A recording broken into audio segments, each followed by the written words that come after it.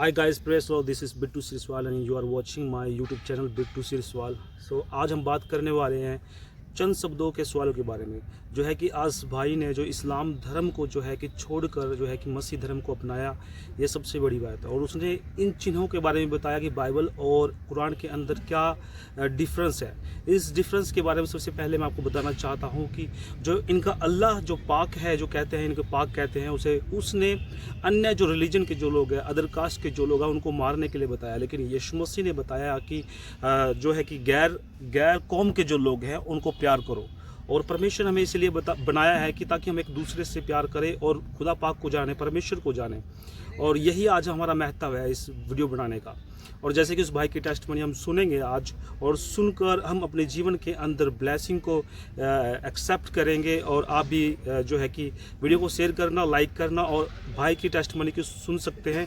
जैसे कि उसने जब बाइबल को पढ़ा तो उसने इस्लाम को छोड़ दिया, और एक खुद ये टेस्टमनी है भाई जो अरब यूनाइटेड जो है कि इस कंट्री से दे रहे हैं, तो ये आप सुन सकते हैं। तो वीडियो को लाइक और सब्सक्राइब जरूर करें। प्रेज द लॉर्ड, सबको जय मसीह। क्या कभी आपने सोचा है कि एक मुसलमान इस्लाम को छोड़कर मसीह को क्यों अपना लेता है? यह एक बड़ा ही गंभीर सवाल है जिसके बारे में आज हजारों लोग सोचते रहते हैं, क्योंकि देखने में ऐसा लगता है कि कुरान और बाइबल दोनों ही एक ही खुदा के बारे में बताते हैं। दोनों में ही जन्नत और जहन्नुम के बारे में बताया गया है। दोनों ही हमें सिखाते हैं कि खुदा कौन है और खुदा तक कैसे पहुंच सकते हैं।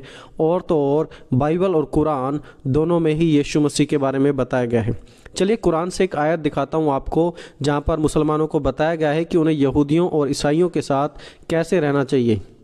सूरा 29 उसमें इस प्रकार लिखा है कि हम और तुम उस पर यकीन करते हैं जो खुदा की ओर से हम पर जाहिर किया गया। तुम और हम एक ही खुदा पर भरोसा रखते हैं, उसी खुदा पर ईमान रखते हैं और उसी के पीछे हम चलने वाले लोग हैं। कुरान के द्वारा सूरा 29 में इस प्रकार का दावा किया गया है कि मसीह लोग, यहूदी लोग और मुसलमान लोग तीनों ही एक ही खुदा की इबादत करते हैं। वो खुदा एक है, अलग अलग नहीं है। आगे जो मैं आपको बताने वाला हूँ उसे बड़े ध्यान से सुनें, क्योंकि मैं आपको कुछ गंभीर बताने वाला हूँ। मेरा नाम रीस है। मैं अल्जीरिया से एक मुसलमान परिवार से बिलोंग करता हूं, और आज मैं आपको अपनी ज़िंदगी से बताऊंगा कि मैंने कैसे अल्लाह को ढूंढते ढूंढते यीशु को पा लिया। मैं यीशु को नहीं ढूंढता था, अल्लाह को ढूंढ रहा था। मेरा जन्म अल्जीरिया के एक बड़े ही धार्मिक मुसलमान परिवार में हुआ था। मेरे दादा दिन में 5 बार दुआ करते थे, नमाज पढ़ते थे, दूसरों को दान भी देते थे और भले काम करने पर विश्वास रखते थे। मेरी जो दादी थी, मेरी दादी भी बड़ी ही धार्मिक थी। वो मुझे कुरान सिखाती थी, कुरान की आयतों को याद करना, कुरान को कैसे याद करना है, कुरान के बारे में दूसरों को कैसे बताना है। तो हमारा पूरा समय कुरान को सीखने में और सिखाने में लगता था, और वो चाहते थे कि मैं भी इस बात को सीखूं। मेरा परिवार हर एक वो चीज़ करता था जो इस्लाम करने के लिए कहता है, और मेरे दादी दादा ने मुझे पढ़ना भी और कुरान के बारे में जानकारी भी काफ़ी दी। और उन्होंने कहा, अब तुम बड़े हो गए हो, तुम्हें खुद से कुरान पढ़नी है। कुछ समय बाद मेरे माँ बाप काम की तलाश में यूनाइटेड स्टेट्स ऑफ अमेरिका चले गए, और मैं भी उनके साथ ही था। तब अमेरिका में जाकर मेरी भूख खुदा के प्रति और भी ज़्यादा बढ़ गई। मैंने और भी ज़्यादा कुरान को पढ़ना चाहा और कुरान की सच्चाई को और भी ज़्यादा जानना चाहा, क्योंकि मैं चाहता था कि मैं इस्लाम में मजबूत हो जाऊं। मेरे दादी दादा हर साल मक्का जाते थे हज करने के लिए। एक बार नहीं, हर साल वो वहाँ पर जाते थे अपनी धार्मिकता को दिखाने के लिए। मुझे कुरान का इतिहास पढ़ने में और कुरान का औरतों के बारे में, आदमियों के बारे में क्या कहना है, उनके अधिकार के बारे में, अल्लाह के अधिकार के बारे में, अल्लाह कैसे दुनिया में काम करता है। उदाहरण के तौर पर सूरा 18 आप देखिए और उसके 86 आयत में वहाँ पर लिखा है कि एक ट्रैवलर था जुल्क्वारिन actually Alexander the great, Sikandar महान के बारे में लिखा गया है। और वहाँ पर बताया गया है कि जो सिकंदर महान था उसे पता लग गया कि सूर्य यानी कि सूरज कहाँ पर अस्त होता है। लिटरली आपको और मुझे पता है कि दुनिया में कोई नहीं जानता उस स्थान को जहाँ पर सूर्य अस्त होता है, लेकिन कुरान का दावा है कि सिकंदर महान को पता लग गया था सूर्य कहाँ पर अस्त होता है। उससे भी इंटरेस्टिंग बात मैं आपको एक और बताता हूँ कि अकॉर्डिंग टू कुरान के मुताबिक सिकंदर महान एक मुस्लिम था, जबकि हम सब जानते हैं कि वो प्रोफेट मोहम्मद से तकरीबन 1000 साल पहले इस पृथ्वी पर था, और उसका इस्लाम से कोई भी लेना देना ही नहीं था, बल्कि वो तो एक यूनानी अन्य जाति था जिसका इस्लाम के बारे में कोई भी पता नहीं था, और उस समय इस्लाम का नाम भी नहीं था। जब कुरान में महिलाओं के बारे में पढ़ना शुरू किया तो इंटरेस्टिंगली देखिए क्या मिलता है। Your wives are a tilth for you, so go into your tilth when you like. ये इस्लाम में महिलाओं की पोजीशन है कि जो महिलाएं हैं वो सिर्फ सेक्स के लिए सेक्स का ऑब्जेक्ट हैं और तुम जब चाहो जहां चाहो तुम उनके साथ सेक्स कर सकते हो, दैट्स ऑल। इसी चैप्टर 2 में आगे बताया गया है कि एक पुरुष के मुकाबले एक महिला की गवाही सिर्फ आधी मानी जाएगी, और वो ऐसा इसलिए है क्योंकि कुरान के मुताबिक औरतों के दिमाग में कुछ डेफिशिएंसी है जिसकी वजह से उनकी गवाही सिर्फ आधी मानी जाएगी। तो आप देखिए अल्लाह सिर्फ औरतों को सेक्स के लिए ही नहीं बना रहा बल्कि उनके अंदर दिमाग की कमी भी बना रहा है, उन्हें स्टूपिड बनाया अल्लाह ने। देखिए कुरान और बाइबल दोनों में दो बड़ी हस्तियां बताई गई हैं।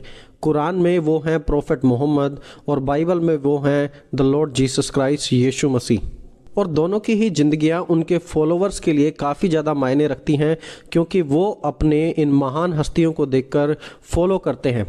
उदाहरण के तौर पर प्रोफेट मोहम्मद के बारे में हमें सभी जानकारी कहाँ से मिलती है? कुरान से।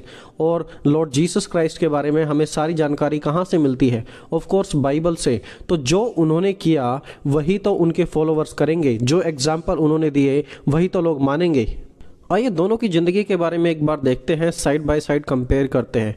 कुरान में सूरा 8 में देखिए अल्लाह प्रोफेट मोहम्मद को कहते हैं कि मैं उन लोगों को भयभीत कर दूंगा जो खुदा के नाम पर यकीन नहीं करते, भरोसा नहीं करते। और फिर आगे देखिए वहाँ पे बड़े इंटरेस्टिंगली अल्लाह आगे क्या आदेश देते हैं। अल्लाह कहते हैं कि जो उस बात पर यकीन नहीं करते उनके सर को काट दिया जाए, उनकी उंगलियों को भी काट दिया जाए। ये अल्लाह बात कर रहे हैं और आदेश दे रहे हैं प्रोफेट मोहम्मद को। यहाँ पर चैप्टर 66 में देखिए कि अल्लाह प्रोफेट मोहम्मद को क्या आदेश दे रहे हैं। O prophet, strive hard against the unbelievers and hypocrites. जो अविश्वासी हैं, जो गैर मुसलमान हैं, उनके ऊपर सख्ताई को अपना और उनके विरुद्ध में खड़ा हो जा। ये अल्लाह का आदेश था प्रोफेट मोहम्मद के लिए। तो अल्लाह सिर्फ मुसलमानों से मोहब्बत कर रहे हैं, जो गैर मुसलमान हैं उनके खिलाफ काफ़ी सख्त है, यहाँ तक कि उन्हें मारने के भी आदेश दे देते हैं। सूरा अल मैदा के अनुसार अल्लाह का दावा है कि जब तक तुम तोरा यानी कि मूसा के द्वारा लिखी गई 5 किताबें और गोस्पल यानी कि इंजिल सुसमाचारों को नहीं पढ़ते हो तब तक तुम्हारे पास कोई स्टैंड नहीं है अपने खुद के खड़े होने के लिए। तो यहाँ पर कुरान एक अच्छी बात बताती है कि मुसलमानों के पास अपना कोई वजूद नहीं है बिना तोरा और इंजिल के। तो इसलिए हमें क्या करना है, हमें इंजिल की बातों पर यानी कि गोस्पल सुसमाचारों में हमें जाना है और वहाँ से यीशु मसीह के जीवन को भी देखना है कि आखिरकार उनकी ज़िंदगी प्रोफेट मोहम्मद की ज़िंदगी से कैसे बिल्कुल अलग थी। मैंने पढ़ना शुरू किया इंजिल से और मैं आया मत्ती के सुसमाचार में उसके 5वें अध्याय पे। वहाँ पे लिखा था, तुम सुन चुके हो कि कहा गया था अपने पड़ोसी से प्रेम रखना और अपने बैरी से बैर। तो यहाँ पर देखिए कुरान का यही कहना था कि जो अल्लाह की बात पर यकीन नहीं करते उनको सर को भी उड़ा दो, उनकी उंगलियों तक को भी उड़ा दो। लेकिन यहाँ पर यीशु का वो संदेश नहीं है।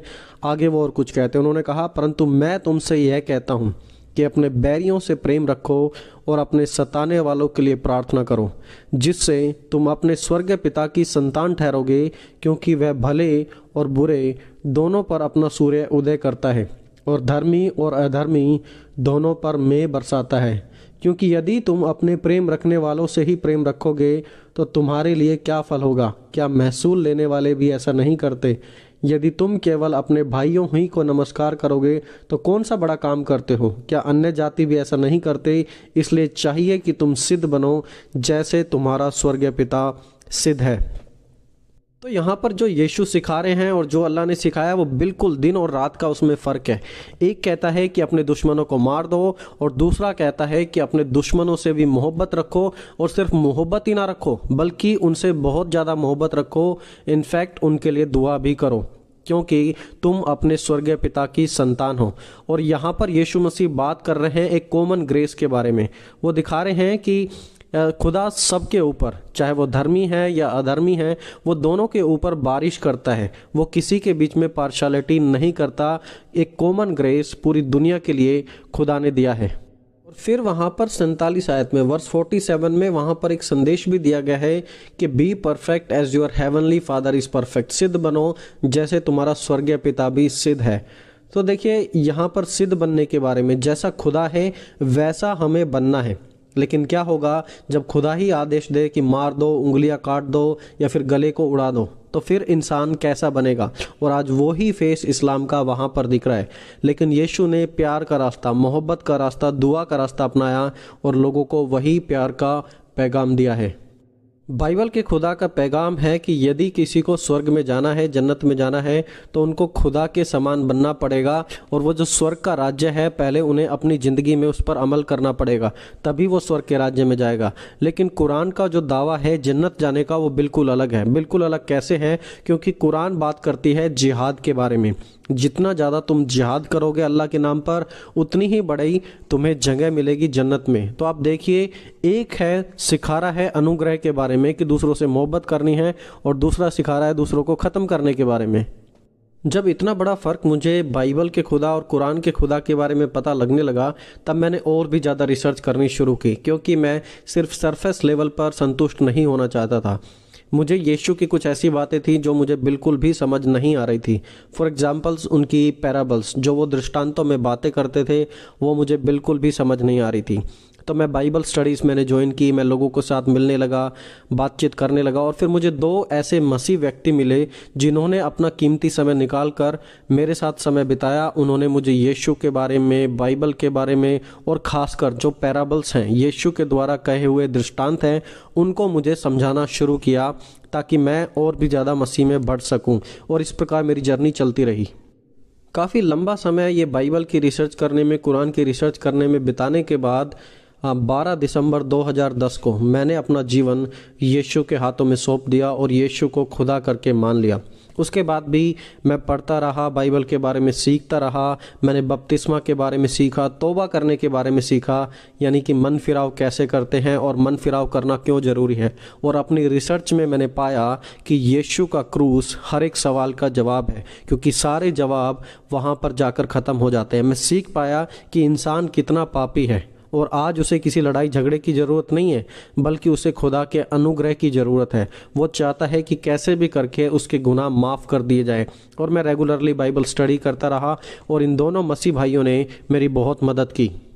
फिर मैं बपतिस्मा के बारे में पढ़ने और सीखने लगा, और मुझे बताया गया है कि बपतिस्मा भी एक स्टेप है खुदा में पूरी रीति से चलने का। और मैं तुरंत जानता था, समझता था इस बात को कि अब मैं पूरी रीति से खुदा के साथ चलूँगा। मैंने बपतिस्मा लिया और मैं कलीसिया का भाग बन गया। उसके कुछ समय बाद मैं अपने घर पर गया, और मैंने अपने घर पर जाकर अपने नए ईमान के बारे में, जो मुझे यीशु मसीह में मिला था, अपने विश्वास के बारे में बताया। और आप जानते हैं कि एक मुसलमान परिवार में यदि कोई इस्लाम को छोड़ दे और किसी दूसरे मजहब में चला जाए तो उसके साथ क्या होता है। और उसका एक कारण यही है, क्योंकि अल्लाह ने ही ये आदेश दिए हैं। तो जब मैं परिवार में गया तो मैं आपको पूरी डिटेल्स तो नहीं बता सकता, क्योंकि मैं अपने माँ बाप का अभी भी रिस्पेक्ट करता हूँ। लेकिन मुझे जान से मारने की धमकियाँ दी गई, मुझे घर से निकालने की बात की गई। कहा गया कि दोबारा यहाँ पर कभी नहीं आना, हमारा तुम्हारा अब कोई भी वास्ता नहीं है। और मैं कैसे भी करके अपनी जान को बचाकर वहाँ से निकल आया। और उस समय के बाद से मैंने अपना परिवार हमेशा के लिए छोड़ दिया। लेकिन मैंने परिवार छोड़ा है, लेकिन खुदा ने मुझे अनंत जीवन दिया है। कुछ समय बाद मेरे परिवार की तरफ से एक मैसेज मुझे मिला, और उसमें वो कहा गया था कि वो मुझसे दोबारा मिलना चाहते हैं। मैंने कहा कि अब वो मुझसे क्यों मिलना चाहते हैं, और मैं सचमुच कहूँ, क्योंकि मैं एक इंसान हूँ, मैं पूरी तरीके से अभी बदल रहा हूँ, तो मैंने कहा कि मैं उनसे नहीं मिलना चाहूँगा। और उसी समय मुझे फिर दोबारा बाइबल की, यीशु की वही बातें याद आईं कि अपने दुश्मनों से प्रेम रखो, और जो तुम्हें सताते हैं उनके लिए दुआ करो। मैंने दुआ की और मैं कहने लगा, खुदा शायद ये आपकी मर्जी है कि मैं दोबारा से उनसे मिलूं, और अब मुझे इतनी हिम्मत दें कि मैं अपने जीवन को उनके सामने दिखा सकूं, ताकि वो मेरे जीवन को देखकर बदल सकें और आप में ईमान में आ सकें। और उस समय के बाद से मैं अपने परिवार के कुछ समय के बाद टच में हूँ, हमारी कभी कभार बात होती है। तो याद करें उस सवाल को जो मैंने इस वीडियो के शुरू में आपसे कहा था कि क्यों एक मुसलमान इस्लाम छोड़कर यीशु को अपना लेगा। इसका आंसर सिंपल है। यदि कोई परमेश्वर के राज्य में प्रवेश करना चाहता है तो उसको परमेश्वर के जैसा बनना पड़ेगा। वहाँ पर इस्लाम में क्या है, हम खुद मेहनत करके अपने उद्धार को कमा रहे हैं, लेकिन यहाँ पे जो उद्धार है वो हमें अनुग्रह के द्वारा फ्रीली दिया गया है, सिर्फ खुदा में ईमान लाने के द्वारा। यहाँ पर हमें जिहाद करने की ज़रूरत नहीं है, यहाँ पर हमें कुछ करने की ज़रूरत नहीं है, मक्का जाने की ज़रूरत नहीं है। खुदा ने सब कुछ हमारे लिए मुफ्त में कर दिया है। बाइबल में एक पैराबल है जिसमें बताया गया है कि एक व्यक्ति को पता लगा कि खेत में खजाना है, तो उस व्यक्ति ने क्या किया, उसने अपनी सारी धन संपत्ति को बेच दिया और आकर उस खेत को मोल खरीद लिया क्योंकि उसके अंदर खजाना था। दोस्तों, ऐसा ही कुछ मेरी ज़िंदगी में हुआ। मैंने सच्चाई को जाना और जान लिया कि खजाना यही है, खजाना सिर्फ यीशु मसीह के पास है। इसलिए इस्लाम को छोड़कर यीशु मसीह के पास आ गया। यहाँ मुझे अनंत जीवन मिलेगा, हमेशा की ज़िंदगी।